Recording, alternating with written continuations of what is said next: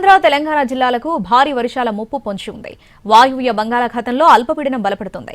ఏపీలో 7 జిల్లాలకు orange alert bulletin ఇచ్చింది ఐఎండీ. ఇప్పటికే బలమైన ఈదురుగాలులతో వర్షాలు విస్తారంగా కురుస్తున్నాయి. విశాఖ, కాకినాడ తీరంలో సముద్రం అలజడి సృష్టిస్తోంది. పెద్ద ఎత్తున తీరం కోతకు గురైపోతుంది. ఉత్తరాంధ్ర జిల్లాలో ముసురు ముప్పుగా మారుతోంది. వాయువ్య బంగాళాఖాతంలో ఒడిశా, పశ్చిమ బెంగాల్ తీరాలను ఆనుకుని అల్పపీడనం ఏర్పడింది. క్రమేపీ బలపడి తీవ్ర అల్పపీడనంగా రూపాంతరం చెందుతుందని ఐఎండీ ప్రకటించింది. అల్పపీడన ప్రాంతం నుంచి రుతుపవన ద్రోణి 1 సంబల్పూర్ మీదుగా వ్యాపించింది.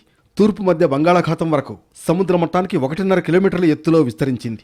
దక్షిణ ఛత్తీస్గఢ్ నుంచి అల్పపీడన ప్రాంతం వరకు మరో ఉపరితల ఆవర్తనం కొనసాగుతోంది. వీటన్నింటి ప్రభావం వల్ల వచ్చే 5 రోజులు ఉత్తరాంధ్రకు వానగండం పొంచి ఉంది. అల్పపీడనం ప్రభావంతో ఇప్పటికే విస్తారంగా వర్షాలు కురుస్తున్నాయి. విశాఖ జిల్లా ఆనందపురం పరిసరాల్లో 8 సెంటీమీటర్ల వర్షపాతం నమోదైంది. అటు అల్లూరు సీతారామరాజు జిల్లాలో భారీ వర్షం కురుస్తోంది. ప్రముఖ పర్యాటక కేంద్రం అరకులోయ వెలవెలబోతోంది. జలపాతాలు ఉధృతంగా ప్రవహిస్తున్నాయి. దీంతో డుడుమ, చాపరాయి, సరియా వాటర్ ఫాల్స్ మూసివేశారు. మరో 48 గంటల పాటు భారీ నుంచి అతి భారీ వర్షం హెచ్చరికలు ఉత్తరాంధ్రకున్నాయి. తెలంగాణలో చాలా జిల్లాల్లో ఇదే పరిస్థితి ఉండే అవకాశం కనిపిస్తోంది. దక్షిణ కోస్తాలో మోస్తరు వర్షాలు నమోదు కానున్నాయి. తీరం వెంబడి బలమైన ఈదురుగాలులు వీస్తున్నాయి. ప్రధాన పోర్టుల్లో 3వ నెంబర్ ప్రమాద హెచ్చరికలు జారీ చేశారు. భారీ వర్షాలు ఛత్తీస్గఢ్ రాష్ట్రాన్ని కుమ్మేస్తున్నాయి. దీంతో ఈస్ట్ కోస్ట్ రైల్వే పరిధిలోని జగదల్పూర్, విశాఖ నైట్ ఎక్స్ప్రెస్ రైలును రద్దు చేస్తున్నట్లు ఈస్ట్ కోస్ట్ రైల్వే ప్రకటించింది. ఇక భారీ వర్షాల ఉధృతికి విశాఖ, ఉప్పాడ దగ్గర సముద్రం అలజడి సృష్టిస్తోంది.